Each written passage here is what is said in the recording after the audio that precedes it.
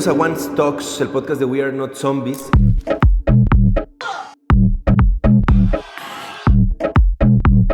Yo soy su host Ramiro y hoy, hoy de verdad, hoy estamos muy pinche felices de tener con nosotros en el estudio a este humano nacido en Torreón, Coahuila, escritor, norteño, actor, productor, pacheco funcional, disidente, hijo pródigo, sin duda el director desconocido más famoso de México. Oh, yeah. Agustín El Oso Tapia. Hola, querido Ra.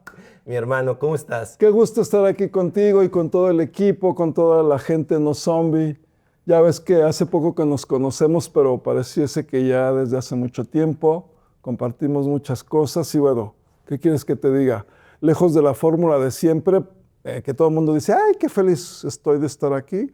Pues sí, estoy muy feliz de estar aquí. Me encanta. ¿Mezcalito? Bueno, Un mezcalito. ya es hora. Ya es hora, sí, ya es hora. Sí, lo peligroso es que ahora el alcoholímetro está muy temprano. Ayer iba a una cita de trabajo y a las 12 del día había un alcoholímetro. No. Le dije al policía, van un poco adelantados. Sí. En 12 horas más ya le ofrezco resultados. Salud. Bueno, pues salud por el gusto de estar aquí y salud por todo el equipo.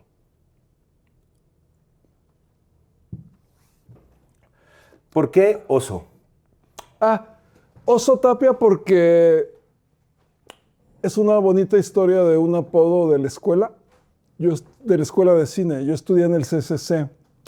Entonces, tengo un compañero, porque todavía es mi compañero, que se llama Sergei Saldívar Tanaka, un gran fotógrafo mexicano.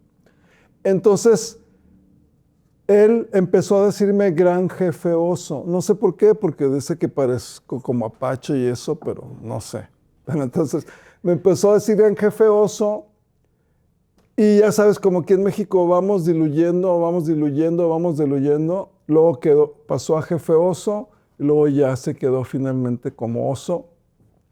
Luego yo le añadí, como hay varios osos por ahí, yo le añadí el Tapia, Oso Tapia. Y me gustó mucho porque es muy afable, es muy pegadizo, todo el mundo se queda con ese nombre. Y por eso me gustó para que fuera como mi firma, mi nombre artístico, ¿no? Como se dice. Agustín Oso Tapia, así firman las películas. Sí. ¿Cuál fue la primera película que te conmovió, que te rompió así tu mundo? Híjole, qué buena pregunta. Te voy a responder de la primera película, digamos, cuando yo ya era medianamente consciente, joven, adolescente. Porque de niño, en Torreón, Coahuila, yo vivía a espaldas de donde yo vivía, había un cine. Y era un cine popular y muy barato. Entonces yo iba literalmente, todos los días iba al cine, ¿no? Entonces de niño, pues claro, digamos que esa primera etapa embrionaria, vamos a llamarlo así, pues todo lo que veía me asombraba, ¿no? Y bueno, claro, las películas de luchadores, que ya hablaremos, supongo, también un poco de la cultura popular y todo eso. Entonces, bueno, fantasmas.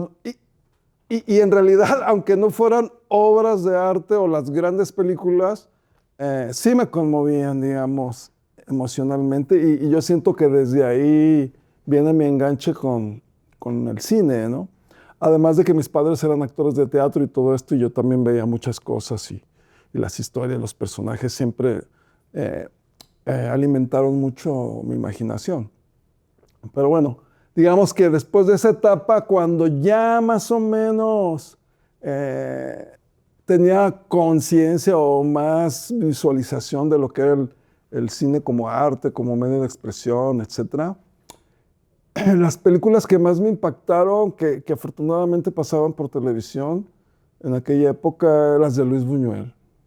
Cuando vi Los Olvidados, se me giró la cabeza. Cuando vi Nazarín. Yo soy un gran admirador de Luis Buñuel. Y en los cineclubs de la universidad, cuando vi una película que ya casi nadie recuerda, de Bernardo Bertolucci, Novecento, con Gerard Depardieu, Robert De Niro, que es la historia de cómo nace el fascismo en Italia y todo esto. Fue cuando me di cuenta que el cine, además de entretenimiento, que el entretenimiento es algo glorioso y chido, pero que el cine, aparte del entretenimiento, podía hablar de cosas muy profundas y al mismo tiempo proporcionarte una experiencia estética que ninguna otra arte te puede dar, ¿no? ¿De ahí qué fue pasando? Platícame qué fue pasando con ese osito, pre-osito en Torreón. Bueno, el Pirocito en Torreón fue que terminó la prepa. Bueno, empezó la prepa y por cuestiones de trabajo de mis papás, tuvimos que irnos a Reynosa, Tamaulipas, porque como mis papás no sabían hacer otra cosa más que cantar y actuar, no tenían trabajo en cualquier lado. Y es que yo no crecí con mis papás, crecí con mi abuela materna porque mis papás siempre andaban de gira. Y entonces, no, al contrario, estuvo muy padre. Y entonces, cuando mi abuela ya no nos pudo cuidar, nos tuvimos que ir a un lugar donde ellos pudieran trabajar y establecerse. Entonces, como en aquella época en Reynosa había mucha actividad de vida nocturna, cabarets, todo eso, y mi papá tenía varios amigos allá, por eso es que nos fuimos para allá, que también estuvo padre para mí, porque la cultura de la frontera, tú que eres de allá, que vives muy cerca de allá, creciste supongo muy cerca de... Sí, en los meros Laredos, en la En mera Laredo, a 80 o 90 kilómetros de Reynosa, pues ya sabes, ¿no? Es otro tipo es una cultura muy visual, por ejemplo, ¿no?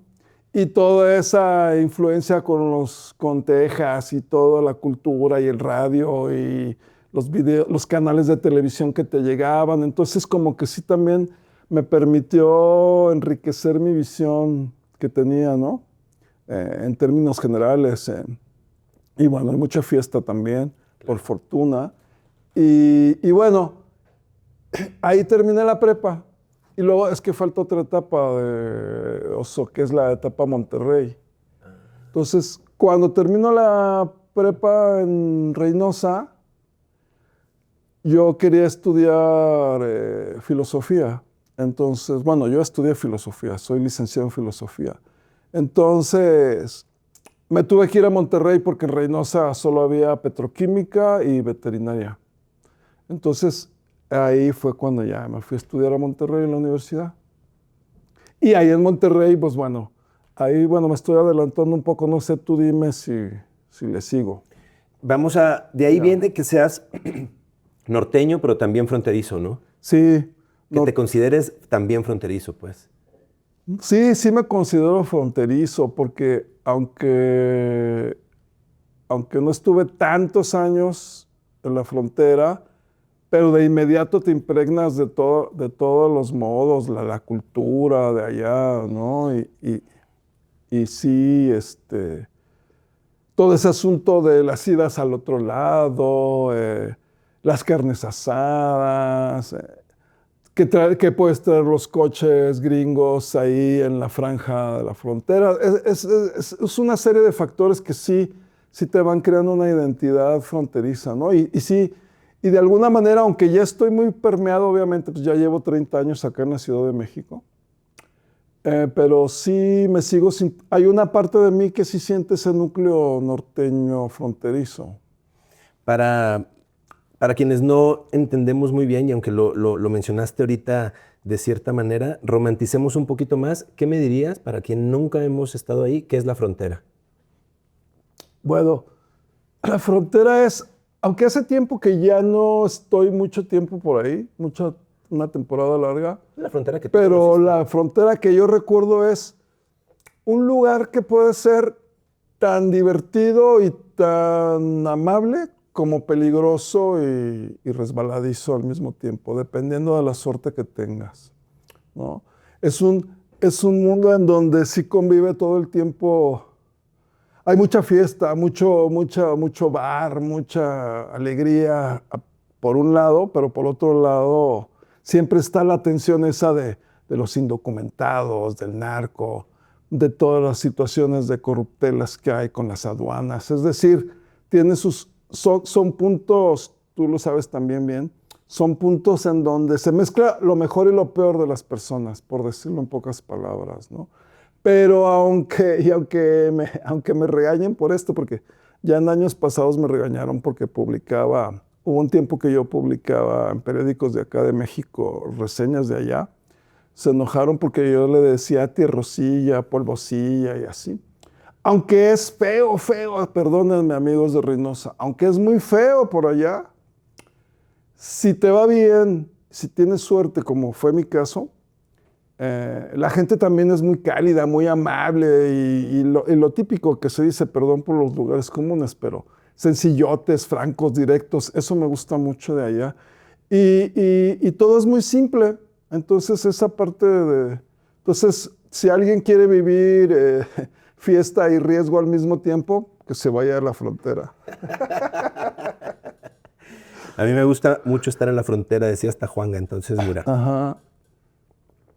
Oye, Oso, ¿cuándo decidiste que ibas a hacer cine?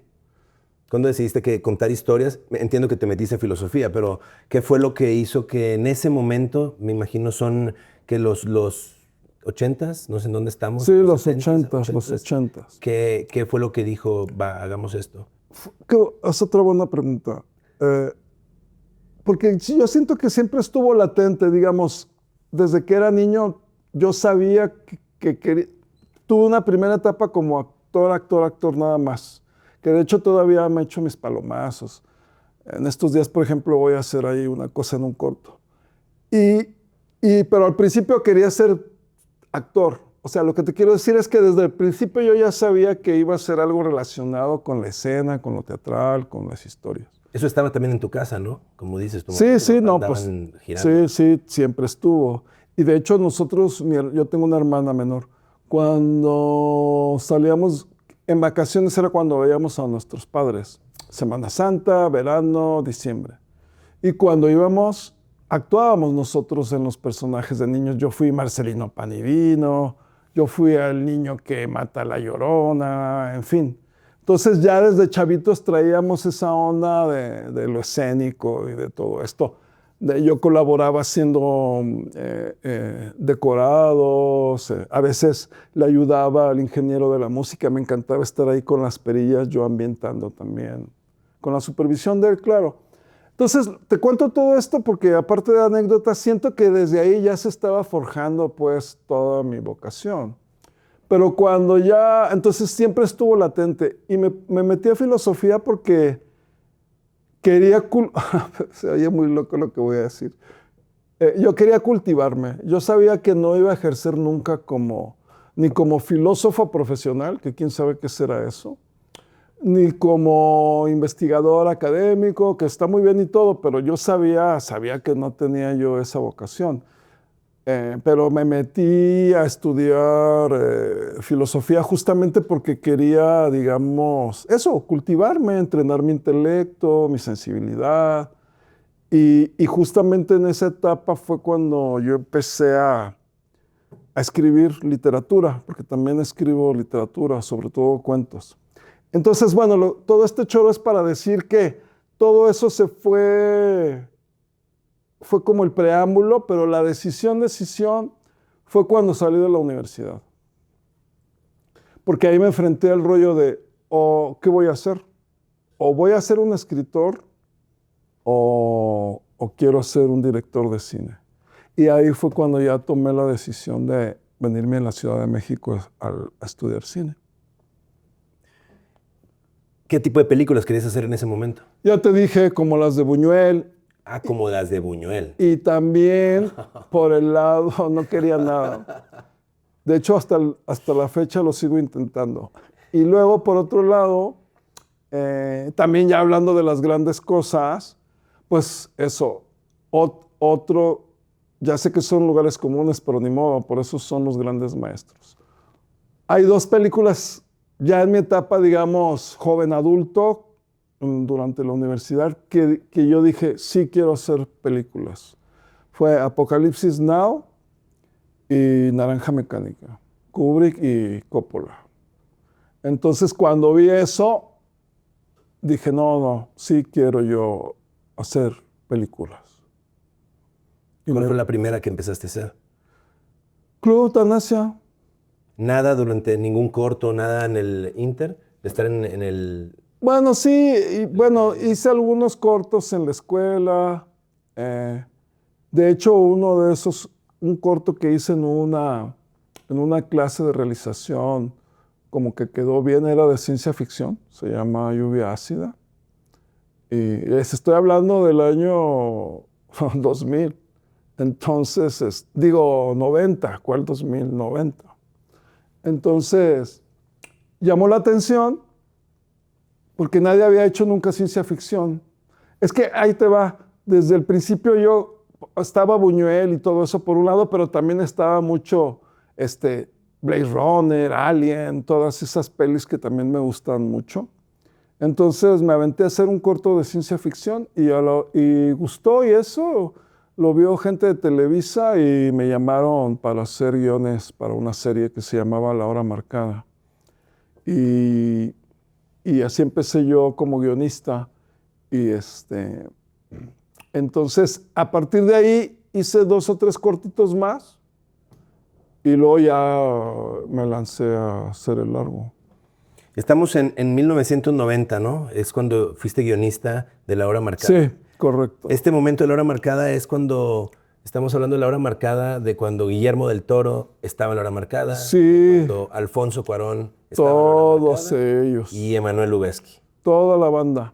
La Hora Marcada fue, desde mi punto de vista, el punto de partida y el caldo de cultivo para toda esta nueva, en esa época, pero bueno, para toda esta nueva etapa que tiene 30 años, ¿no? Del cine. Yo tuve la suerte de que Guillermo del Toro estaba súper chavito, era un mocosillo y era bien chido, y yo tuve la suerte de que los guiones que yo escribí, él hizo los efectos. Él hizo los monstruos y el Los maquillaje, prostéticos y así, los órale. prostéticos, el maquillaje. Y ahí fue donde Carmen le dio chance a él de dirigir sus primeros trabajos de fantasía, de horror, ¿no? Sí, sí, fue el semillero y de directores de arte, como Salvador Parra, por ejemplo, ahí empezó. Yo lo conocí la primera vez que llegó a un set ahí. Porque yo, aparte de guionista, también empecé como asistente de director. Me llamaron de guionista y de asistente de director. Y te digo, pues ahí era donde ya se empezó a experimentar un lenguaje, trataba de serlo, pues, ¿no? Más cinematográfico para la televisión.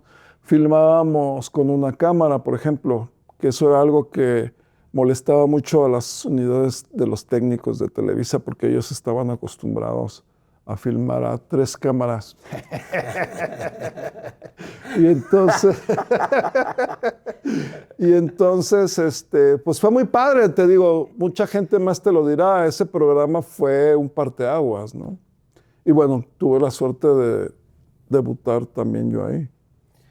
O sea, ¿crees que te hubieras quedado como actor si nunca hubieras escrito o tocado una cámara o llegado a un set? ¿Qué crees que hubiera sido del oso?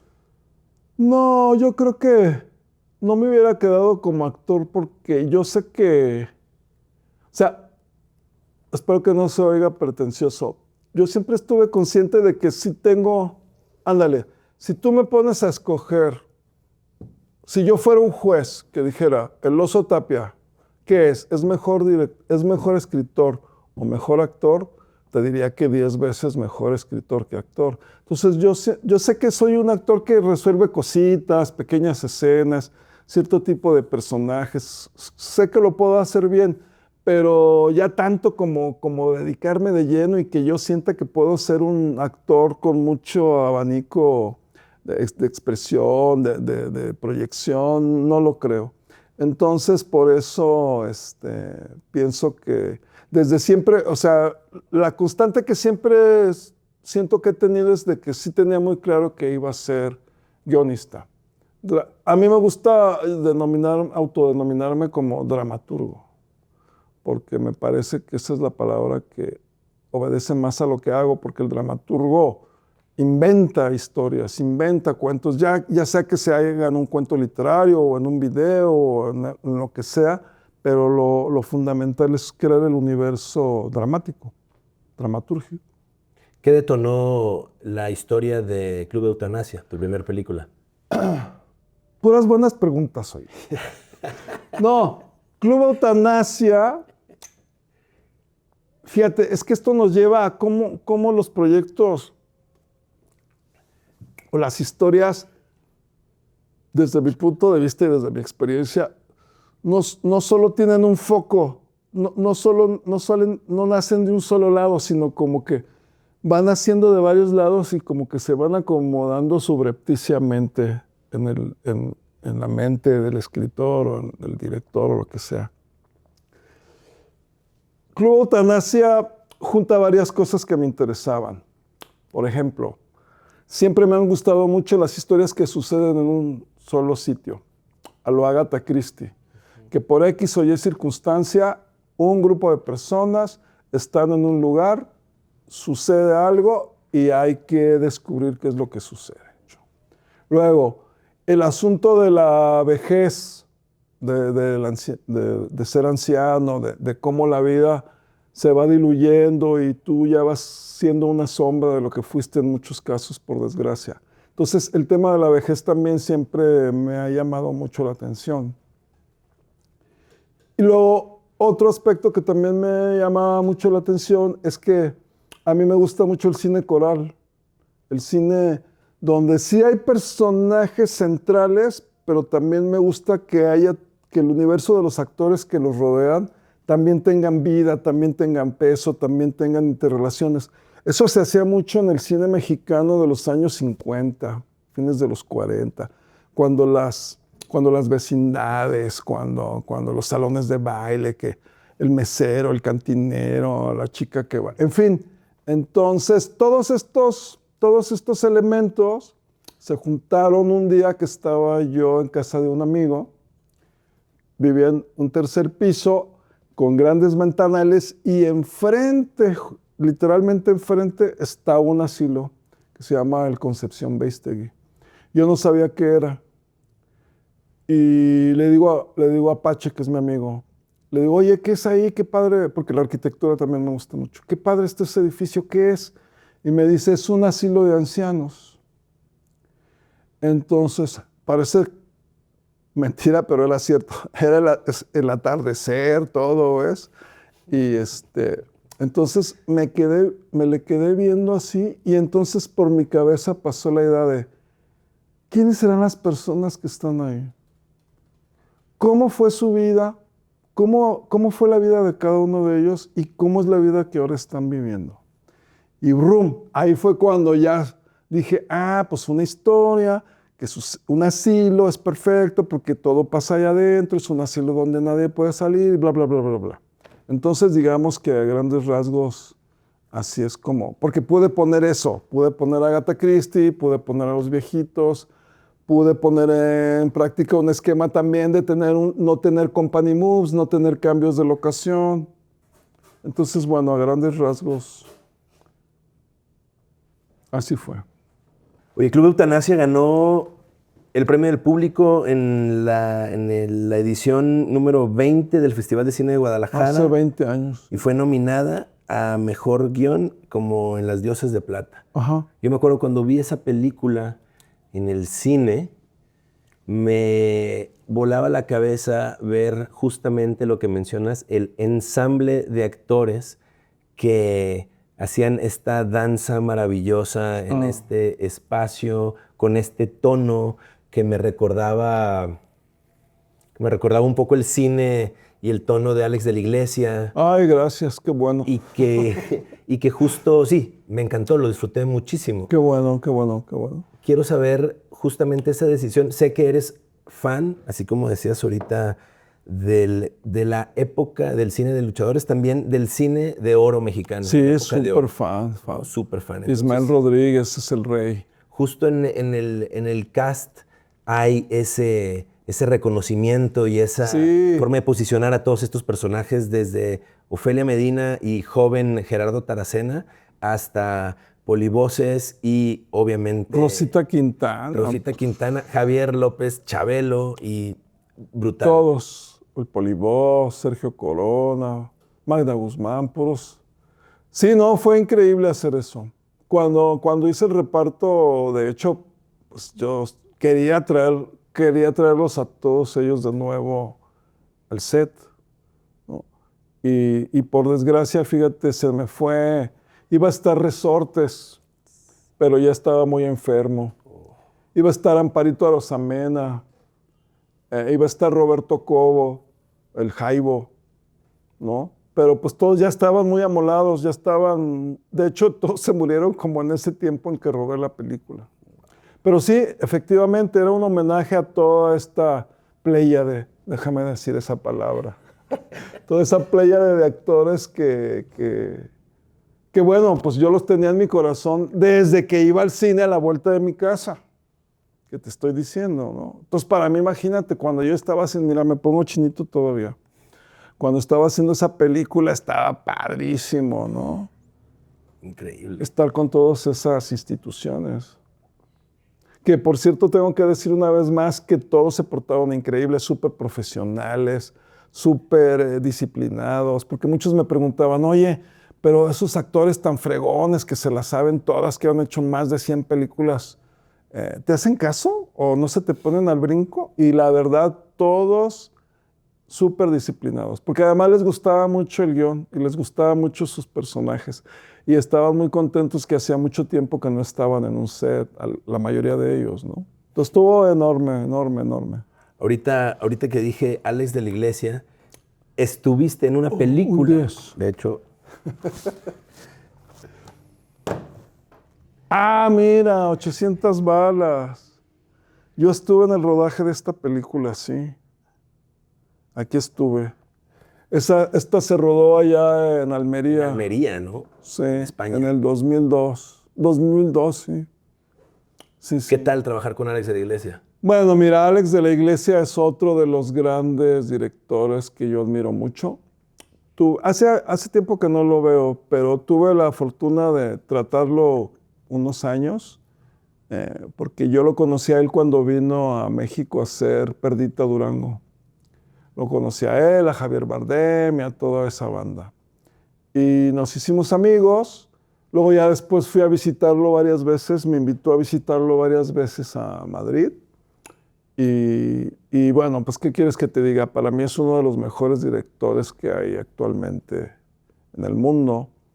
Tiene una gran imaginación, una gran destreza técnica, un sentido del humor muy tierno y a la vez feroz. Ándale, esa mezcla, tierno y feroz.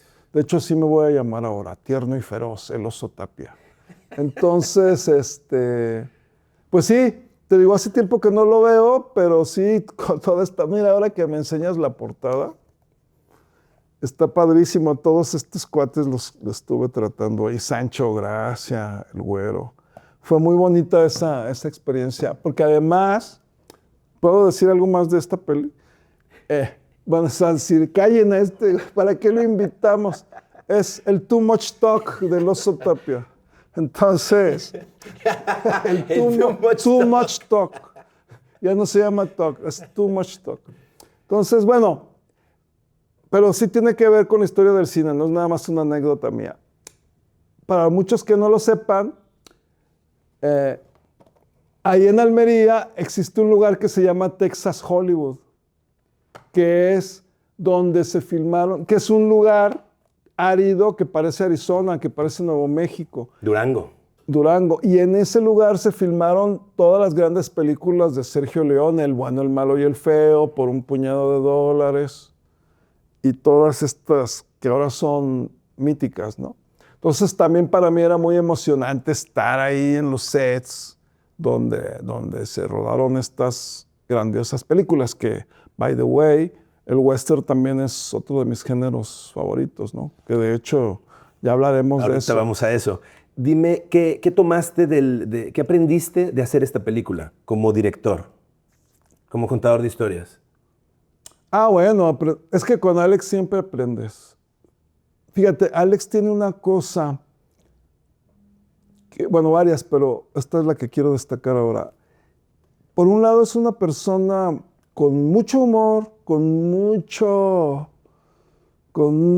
sentido de lo lúdico y eso, pero por otro lado, muy bromista y todo, pero por otro lado es un cerebro ultra concentrado en todos los detalles y tiene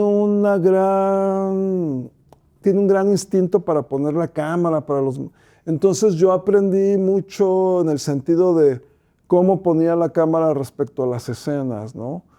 ¿Por qué una grúa? ¿Por qué no una grúa? ¿Por qué un dolly? ¿Por qué no un dolly? ¿Por qué cámara en mano? En fin. Y, y su precisión también con los actores, que te digo, que al mismo tiempo que es muy liviano y muy llevadero, no es un tipo que esté furruñado o a ver, esto, aquello. No, sino muerto de risa, pero al mismo tiempo muy preciso. Entonces, esa combinación me gusta mucho. Precisión, concentración, pero a la vez sentido del humor y un ambiente amable en el set, ¿no? Es una de mis películas favoritas. Yo también soy mega fan de Alex de la Iglesia. La Comunidad, El Día de la Bestia No, pues es que tiene unas impresionante. joyas. Y de hecho tuve la oportunidad de escucharlo el año pasado en Guadalajara, que habló ahí en Sí, el vino y festival. yo no pude ir. Chingón, muy, muy chingón. Es una mente increíble. Sí. Dime algo, viviendo esta experiencia, cuéntame cómo se conecta con el proyecto Western que ahora estás preparando. Este año acabas de ir a Durango y hay ahí como una movida. Sí, hay un proyecto western que se llama La Última Bala y que obedece también a un gusto que tengo desde hace años, pues volviendo, otra vez todo nos lleva al cine de Torreón, de mi infancia. Ya ves que también el western era un género muy socorrido también en el cine mexicano de los 50, 60, ¿no? Y el western, después de la primera etapa que he tenido del western, como creo que todos los de mi época, o más o menos de mi época, han tenido. O sea, el western, ¿qué es lo primero que te llama la atención cuando eres pequeño o adolescentillo? Pues la acción, ¿no? Que los caballos, que la carreta se vuelca, que los indios, que el incendio y todo esto. Pero cuando ya vi, por ejemplo, Los Imperdonables, cuando ves otras películas como The Searchers o las de John Huston, te das cuenta que el western también puede ser un género en donde se exponga la condición humana en un marco, sí, si tú quieres, de violencia, de tiros y lo que sea, pero que es un género que por el lado dramático te ofrece también muchas oportunidades para bucear en el alma humana, ¿no? Por ejemplo, en El Tesoro de la Sierra Madre, aunque no es un western como tal, bueno, muchos lo consideran un western, pero en El Tesoro de la Sierra Madre, por ejemplo, ves toda la condición humana de la ambición, de la traición, de la amistad. En Los Imperdonables ves el dilema ético de un pistolero que toda su vida fue un borracho que acribillaba y mataba sin piedad a gente y luego cómo se ve confrontado con todo ese pasado. Entonces, lo que quiero decir es que el western puede ser muy profundo y por otro lado, que también me gusta mucho, tiene mucho para desplegar planos estéticos, paisajes, movimientos de cámara. En este caso, La Última Bala, el western que estoy preparando, tiene algo de rulfiano, si se me permite la ambición. O sea, este western que estoy preparando justamente no es de balaceras, no es de diligencias que se vuelcan, no es del salón lleno de borrachos tirando tiros al aire. Es muy contenido, con muy pocos personajes, casi todos, se podría decir que es como un horse movie, no un road movie, sino horse movie es el camino de dos personajes en donde el 70-80% de la película es el paisaje, es el terreno y dos caballos y dos personas. Entonces, porque estoy tratando de que se ventilen cosas más de la condición humana, el sentido de la venganza, ¿no? El sentido de la vida, la muerte, bla, bla, bla. Entonces, y aparte queremos que sea también muy estética, la queremos filmar en lo que sería el equivalente a 70 milímetros. En esa onda, toda proporción guardada, ¿verdad? Pero como en la onda de Lawrence de Arabia y todas estas peliculotas en donde el paisaje es un personaje más, ¿no? Wow. Entonces, bueno, ahí andamos y además con un super elenco que tengo, que también me dieron ganas. Mira, ya sé que no me lo has preguntado, pero rápido voy a decir. A mí me gustan dos fórmulas de elenco. Una, que es la película que acabo de hacer, con actores desconocidos, y conste que hago comillas, porque esto de desconocidos es muy relativo. Me gusta esa fórmula, pero también me gusta otra, como lo hice en Club Eutanasia, donde sean estrellas, bueno, sin comas, donde sean estrellas, donde sea gente que sí tiene una trayectoria. Y en el caso de La Última Bala, sí van a ser puros actores reconocidos, digámoslo así. ¿Se puede saber? Sí, claro. Bueno, pues está Taracena, está Harold Torres, está Luis Felipe Tovar, está también, ay, se me fueron los nombres. Enrique Arreola, está Carlos Aragón, está Roberto Sosa, Héctor Costifaki, que ahorita anda muy de moda, mi compadre Héctor, que está nominado. Ha ganado varios premios con la de Pedro Páramo, como Fulgor Sedano. Entonces, esta peli sí es, ¿ves? Esta peli también, en esta peli de La Última Bala, quiero poner a actores icónicos de la época actual, ¿no? Oye, a mí, ya sabes, me encanta naturalmente el western. De hecho, acabo de ver la película de Sergio Leone, por eso traía tan presente lo de Almería. Pero dime, compártenos, si se puede, ¿cuál es el tagline de La Última Bala? La venganza es más fuerte que la muerte. Fueguísimo. Y cuando vean la película van a saber por qué es ese tagline. Porque a mí me gusta poner los taglines que tengan que ver con la historia, ¿no? Bueno, en teoría sí debería ser, pero luego hay algunos que no son así. Cuando nos conocimos, que fue muy divertido, creo que apenas vamos a cumplir un año, estamos por cumplir un año de conocernos, fue muy divertido y justo en algún momento de la noche nos embarcamos en un ir y venir de momentos muy divertidos y te quiero preguntar si hay alguno otro de esos taglines que nos puedas compartir que traes en la mente. No queremos cebar nada, pero No. compártenos otro. Bueno, por ejemplo, hay otro proyecto, mira, llévelo. Hay otro proyecto que también le tengo ganas, porque también se toca el tema de la muerte, de el amor y la muerte y eso. Es un guión que escribí obtuve el apoyo de la convocatoria de IMCINE para escritura directa de guión en 2023. Entonces... Nora la embalsamadora. Entonces la película se llama Nora la embalsamadora y el tagline es un romance fúnebre con final feliz. Ese es otro. Buenísimo también. Salud. Salud por eso. Sí, me gustan mucho. Es que tuve mi época de... Ay, qué vergüenza. Estuve un poco tiempo trabajando en la publicidad. Era copy. Entonces... claro, ahí está Siempre me han gustado, pero antes de eso, siempre me han gustado los taglines. Me gustan mucho porque creo que es una parte justo de tu trabajo como narrador. En una sola línea, transmitir el impacto de una historia, ¿no? Total. Es difícil el arte del tagline. Es muy difícil, es el poder de la abstracción. Y al mismo tiempo de concretar en un... Sí, pues en una línea directamente, ¿no? Sí, me encanta. Sí, qué bueno que te gusten. Ojalá yo tuviera la lana para financiártelo, pero si no, desde aquí vemos cómo le vamos haciendo. De alguna forma nos van a ayudar. No se va a hacer. No te preocupes. Oye, ahora que estamos, ya fuimos y venimos un poco del 90 a... Nora la embalsamadora recibió el apoyo de escritura de IMCINE en 2023. Sí, así es. Un par de años. Hace 2 años. Y ya mencionamos que tuviste ese conecte con esa generación que ahora están en Hollywood y están en todos lados. ¿Cómo ves, cómo reflexionas en eso? ¿Quisieras formar parte de esa comitiva, estar en Hollywood? Otra gran pregunta. ¿Cómo se siente eso, la neta? Mira,